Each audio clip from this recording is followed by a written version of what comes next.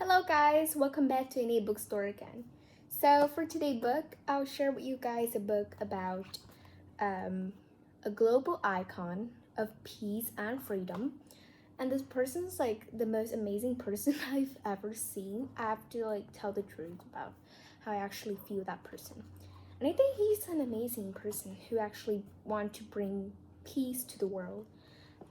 Yes, he is Gandhi. I just go and scroll down my video and have realized I haven't read Gandhi, so I decided to do that. Okay, let's start with the video, shall we? So, Mohandas Karamchand Gandhi was born on October 2nd on 1869 in Porbandar, India. Porbandar was a small state on the western coast of a very large country. Mohan was the youngest. His father, Karamchand, was the Diwan or political leader of Porbandar. The large family lived well with servant in a three-story house. Three-story means three level. Mohan grew up in a country with a deep Hindu traditions. His mother, Potibai, was especially religious. Every day she went to the temple for worship. Worship means like you lay down and then you just bow to the people in front of you, normally when you go to churches or you go to pagoda, you normally lay down and worship the gods. She prayed before meals. Sometimes she fasted or gave up food to show her devotion to God.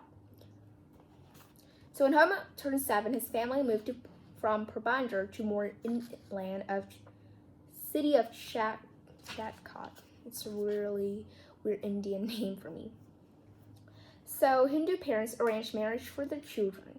When Mohan was only 7, his parents had promised him to a girl called Kasturbai. So they would marry when they turned 13. The bride and groom were fond of each other, but marriage was not easy. Mohan and Kasturbai need to learn how to become husband and wife. That is the issue when you married early. You were too young to actually know how to become an exact wife or husband. As a young man, Mohan had many responsibilities. This included caring for his sick father when he was not at school, sorry. His father died when Mohan was only 16.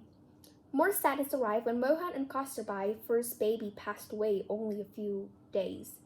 In 1887, Mohan completed high school. He tried college but found no interest in the lectures. So a family friend suggested he go to England and he agreed.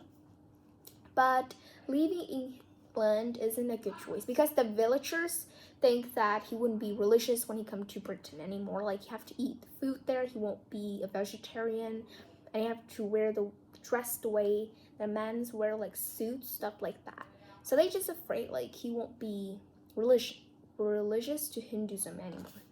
But he didn't care and left on September 4, 1888.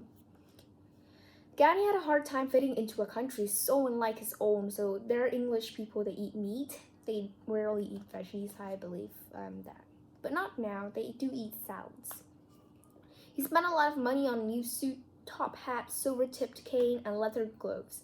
He took lessons in manners, dance, French, and violin like other Englishmen. But none of that helped his loneliness and homesickness. So eating in London was hard because he couldn't find a restaurant that was vegetarian, and he was too shy to actually ask the waiters or the cook to actually kind of spice that vegetarian meal, because maybe like eating vegetarian meals in those English restaurants, of course they won't make it as good as in India. So he had a really hard time fitting, as you see. So Gandhi took a long walks through the city. On one of these walks, he came upon a vegetarian restaurant on Farringdon Street. Gandhi had finally found a place to eat, and this discovery also introduced him to the whole community of vegetarians in London. So he became a member of the London Vegetarian Society. Gandhi completed his study at University College and passed his law exams on June 10, 1891. In the London Vegetarian Society hold a party to celebrate this. So 2 days later, he set sail for home. He had only been in London for 3 years. So Gandhi returned to India. Bombay Harbour greeted him with rough and choppy waters.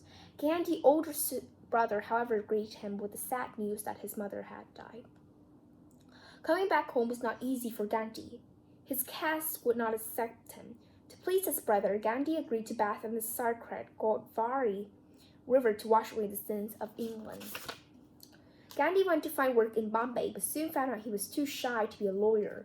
So then he decided to set up an office in Rajkot where he could work as his desk instead of in court. So here's Gandhi in court, but he was too shy to actually speak up. Then Gandhi received some good news. A merchant from Porbandar was living in South Africa. He needed a lawyer for a court case there. So the job would last only 1 year, and Gandhi decided to give it a try. So Gandhi left his wife and 2 young sons under Laxmida's care. So Laxmida's his Gandhi brother, and set out for Durban, South Africa in April 1893. So we'll see what happened there. So a week after he arrived in South Africa, Gandhi traveled to Pretoria for his court case. He had a first-class ticket on the train. During the journey, the train stopped at Maritzburg train station at about 9 in the evening. A European man entered the car. He did not like seeing an Indian man in first class. The man left and came back with a railway official. The official ordered Gandhi to go back in third class. Gandhi showed them his ticket, but he refused and came back with a policeman, and they kicked Gandhi off the train. Gandhi stood alone on Maritzburg station platform as the train pulled away. The rest of the trip to Pretoria does not go much better. On a horse-drawn carriage, the white passenger did not want an Indian inside the coach with them, so he sat on the footboard, a smart step that people used to get inside. This insult was more than I could bear, Gandhi wrote. When Gandhi arrived in Pretoria, he called the Indian community together for a meeting. He shared his ideas about how Indians could improve their lives. He spoke about the need for fair treatment of Indians in South Africa. He knew he could go back to India, or he could stand up for his rights, the rights of Indians in South Africa. So he decided to stay. In 1894, Gandhi set up the NATO Indian Congress so that Indians could be involved in government. Gandhi was becoming a leader in the Indian community. So in 1896, after 3 years abroad, Gandhi returned to India. And this time he took his wife to South Africa, his nephew, and 2 little sons to South Africa with him. Gandhi and Kasturba's family grew as they welcomed 2 more sons, Ramadas and Devdas. Gandhi kept working as a lawyer, but he never stopped working for the rights of Indian people living in South Africa. In 1899, the border wars began between Dutch Boers and British. Gandhi felt the best way to get British to treat Indian well was to support the government. He put together an Indian ambulance corps with more than 2,000 volunteers. So they nursed the army, but this loyalty did not pay off. The British government continued to limit Indians' rights.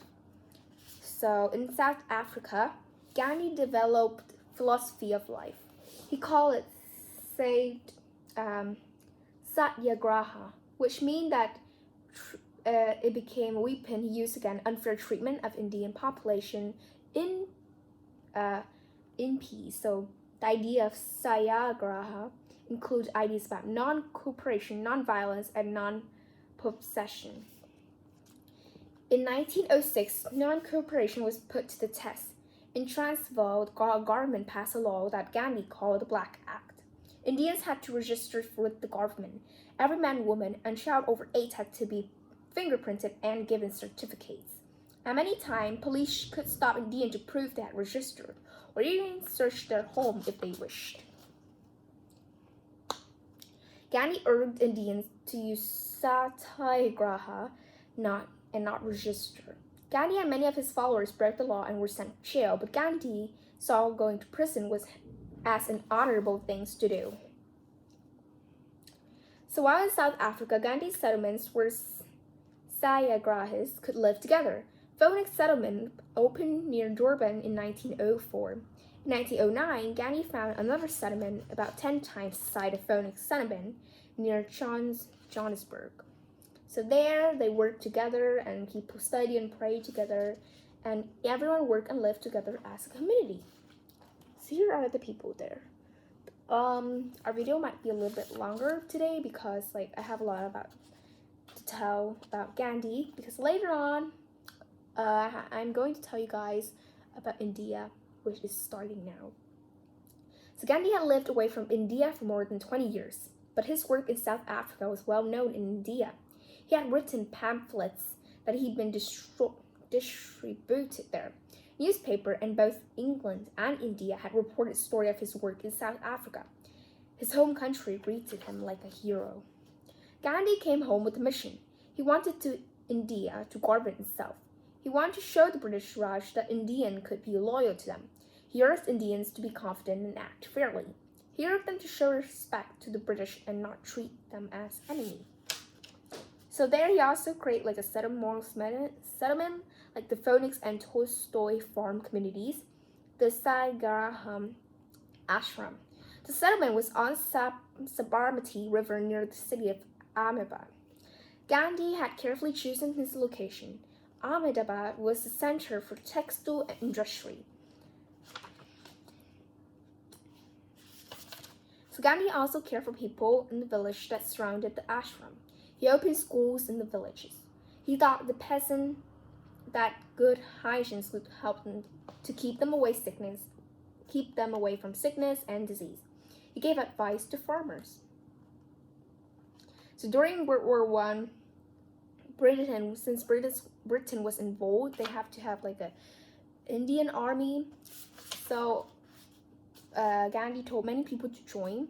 Britain did not reward India with self-rule, and instead, after the war ended, the Royal Act of 1990 made it against a law for any group to organize against the government. Gandhi knew this law was unfair, and it was time to use truth force again. Gandhi called for hartal or strike to protest the Royal Acts on April 6, 1919. Word spread through newspaper and local meetings throughout India. For one day, Indians would not go to work, shop, railways and farms stopped for the day. Many Indians gathered peacefully during the hartal to spend the day fasting and praying.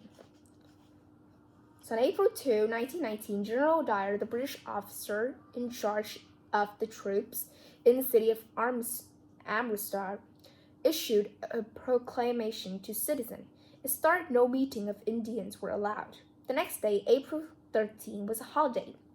Vaisakhi was a special day, like a New Year day to Indians, and it was very important. So they held a small little, well, not little, it's a very crowded, a crowd of about 10,000, 20,000 people gathered to celebrate in Shalinwa Bag Square in the center of the city. General Dyer arrived, and he brought along 90 soldiers and 2 armored cars. They blocked the entrance. Dyer ordered his troops to fire their guns on an armed crowd of men, women, and children. The official British report started 379 persons were killed and 1,137 wounded, but Indians believed it was many more. So General Dyer saw incident as a way to teach the Indians a lesson that government made the laws and the people had to follow, which is completely so wrong. And Gandhi was horrified. Many innocent Indians have died, and they did nothing, and they don't deserve that. In 1920, Gandhi became the leader of the Indian National Congress, INC, which adopted his non-violent, non-cooperation campaign as its own. The INC became a strong political voice for the Indian people. So then Gandhi told people to sew their own clothes instead of buying that. That way, the British clothes industry would make less money and profit in India.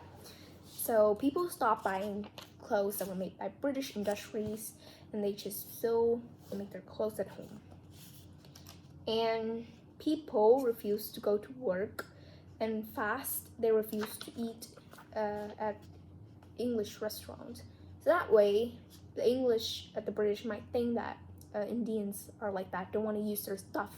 So they may pack their stuff and go back to Britain.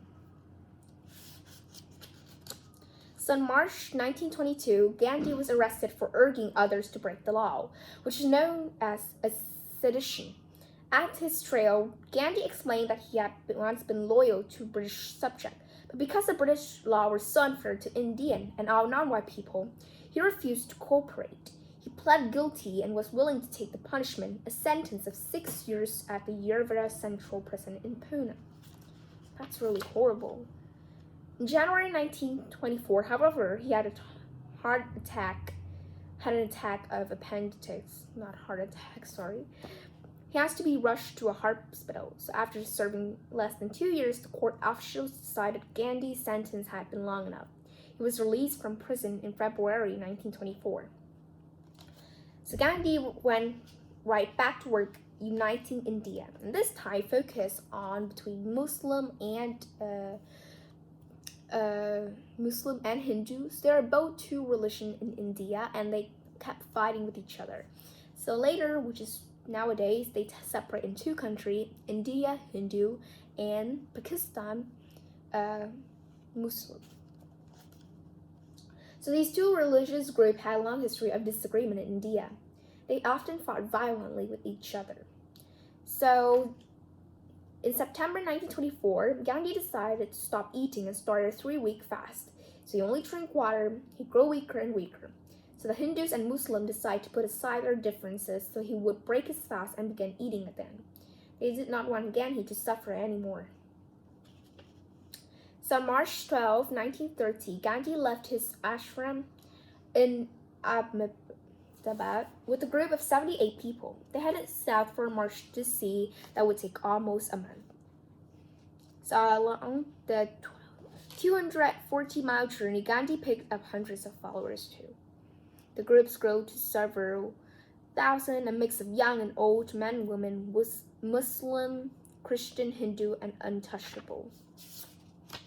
So they prayed on the beach, and the next morning, Gandhi waded into the water to bath in the Hindu tradition. Then he walked onto the beach and picked up a lump of salt in defiance of the Salt Acts. Within a week, 10 of the 1,000 Indians along the country's many miles of coastline broke the law by collecting seawater to make cell salt. So instead, they sold it and made their own salt instead of buying British salt. Indians gathered in the cities where police beat the crowd with lathas. Thousands of people were arrested. On May 5, Gandhi too was arrested and jailed along with other political leaders, including Nehru, an INC member, and trusted friends. Okay, so Gandhi was ready to represent the Indian National Congress in London for the Round and Table Conference of 1931. He would speak in support of independent India. Gandhi traveled to London with his son Devdas and a few other supporters. While in London, Gandhi did not want to stay in a fancy hotel, and instead he was a guest at a friend's house and spent his days walking in the slums, talking with the poor people of London. So Gandhi still fought for Indian people in jail in Yervara. The British government was planning to keep the untouchables separate in courts within the government system. So skip to some part, because yes. So in prison, Gandhi's beloved wife died in prison too with him on February 22, 1944 in his arms. So skip some part. So World War II ended in May 1945. Great Britain has spent so much money on fighting in the world. It no longer had the resources to keep India under its rule, and finally the British were offered India independent. Gandhi, Nehru, Vallabhbhai Patel, and other Indian leaders met to work out their new form of government. The British sent representatives to transfer power from Britain to India. But Hindus and Muslims could still not settle their difference, so they divided into Pakistan and India. So simple, problem solved.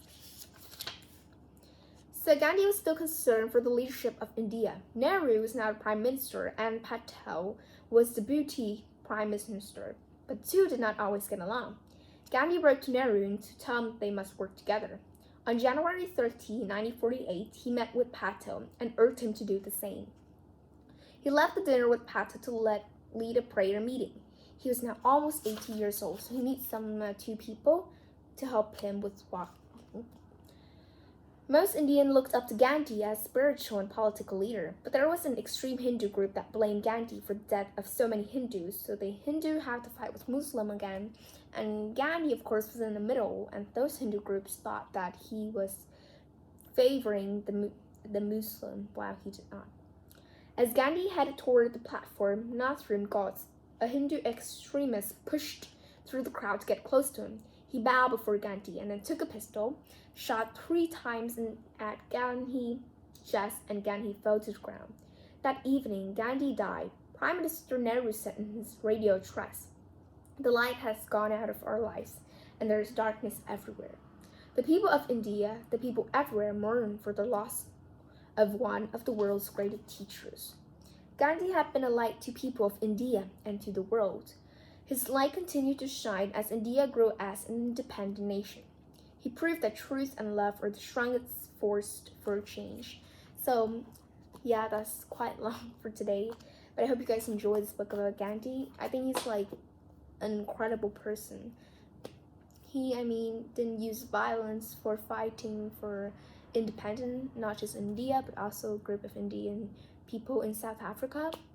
And instead of using violence, the way he fought was very peaceful. He didn't mean to hurt anyone, and I really like that. So I hope you guys enjoyed this video today. Don't forget to follow, give this video a like. And yes, I guess that's all. I hope you guys have a nice weekend with your family, and see you in my next video. Bye guys!